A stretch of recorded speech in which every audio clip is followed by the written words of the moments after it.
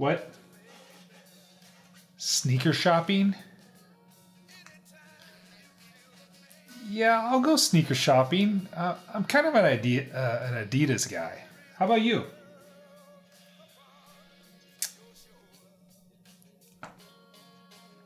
Florsheim? Florsheim? Do they have sneakers? They do? Wow. Kind of speechless over here. Oh, no. I believe you. So, do they have a spokesperson? Like, like say Baker Mayfield or something?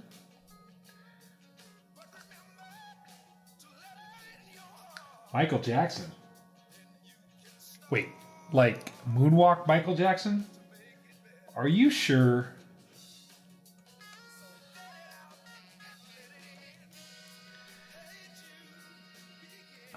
Wait, you're saying that Michael Jackson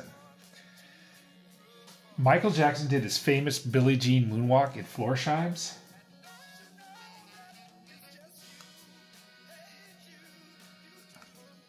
Well, okay. How much would those go for? They just auction off for 80,000? Whoa. I guess you really do go sneaker shopping.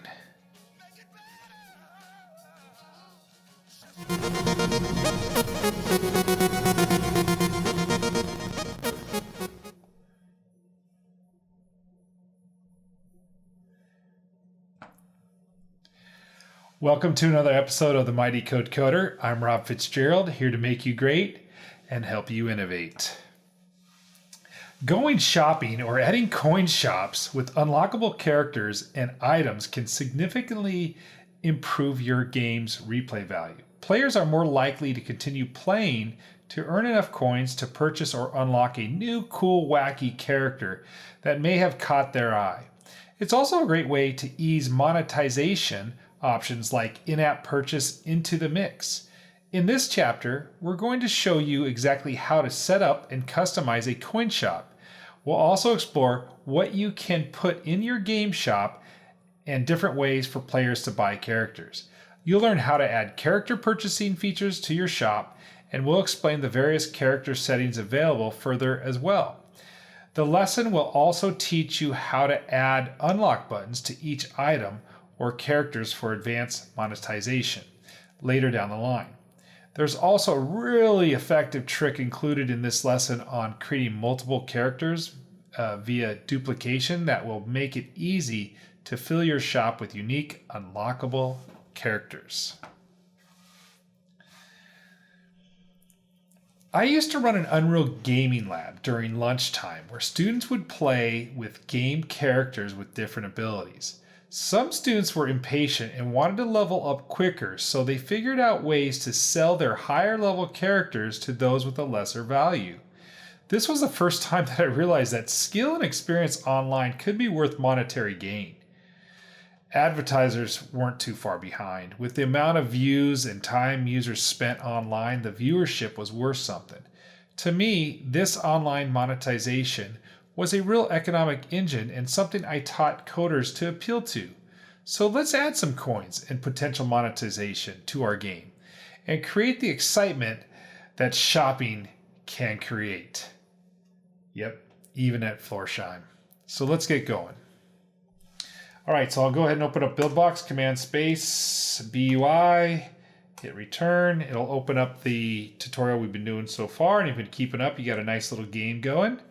Pull this right down here behind Paul, and let's go ahead and start my tutorial final.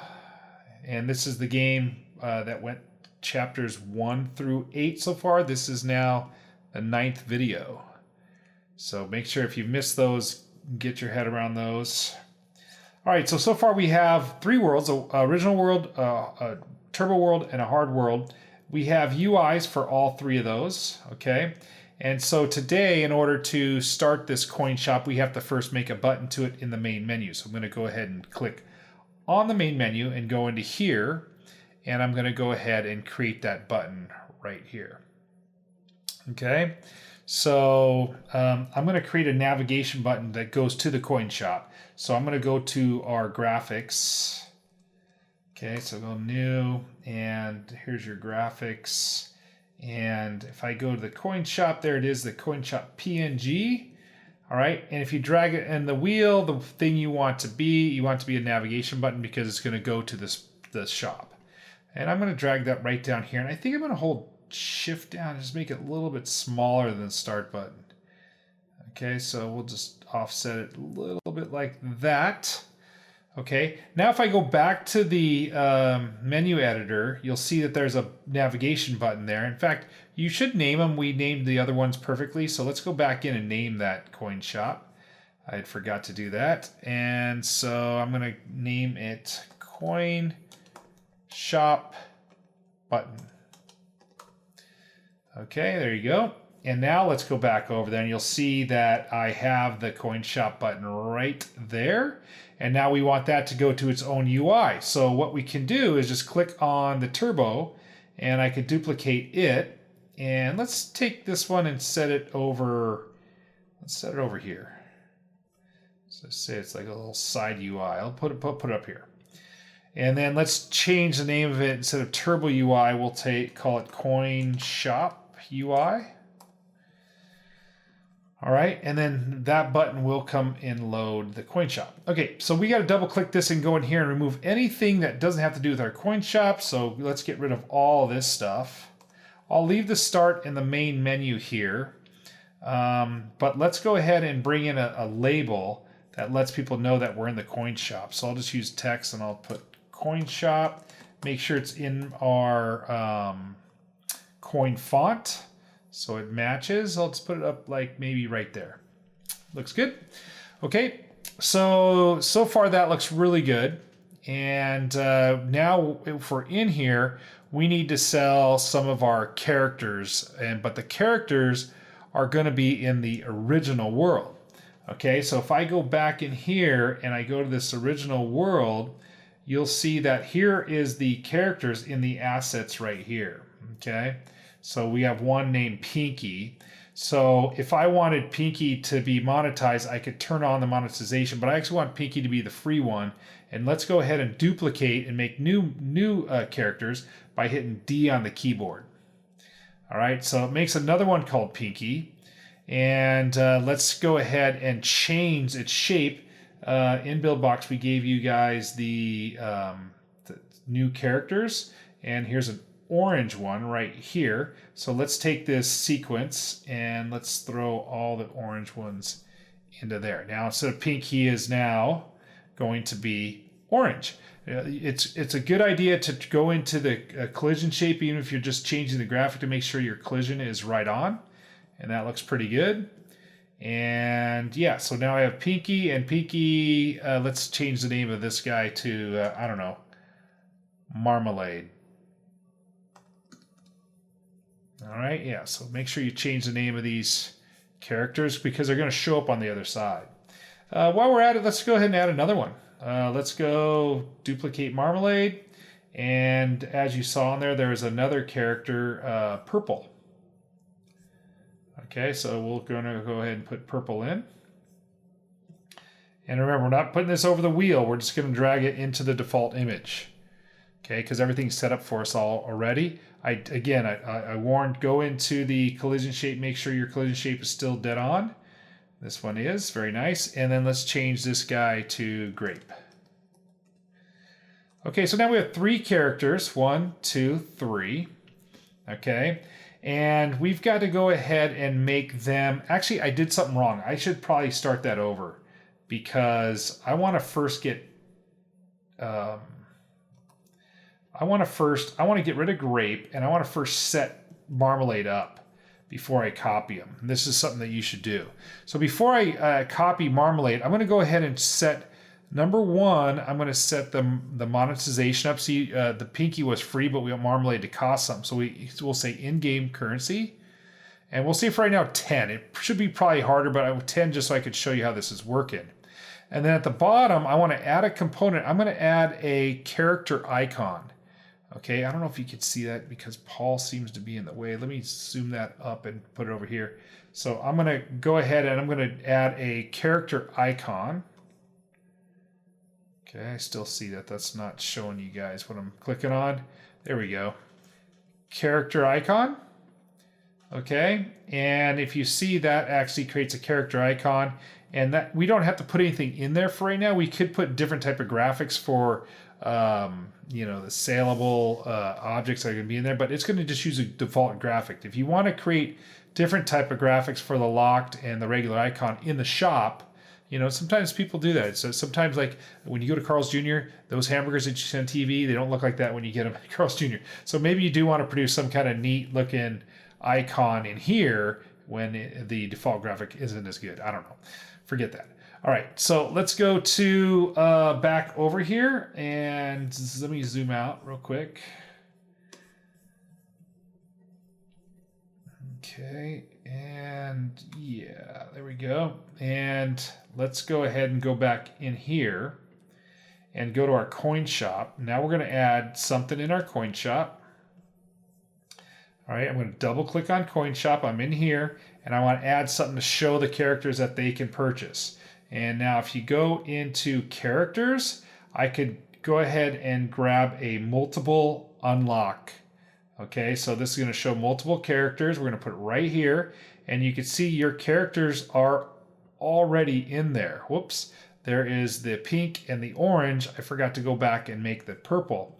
Let's go ahead and do that now. So I'm going to go in here, zoom back out, go to my original world. Go to characters. Remember, now that I have the marmalade set up, now all I have to do is duplicate it, and this one already has the monetization and the character icon set up. All I have to do is change the purple. So here's the purple, throw it into there. Okay, make sure that he is named Grape. Okay, there it is. And now when I go into my coin shop, you will see I have all three characters. Okay. So they're pretty nice. So they're set to 10. You probably also want to go ahead and set a lock to them. So let's do that now.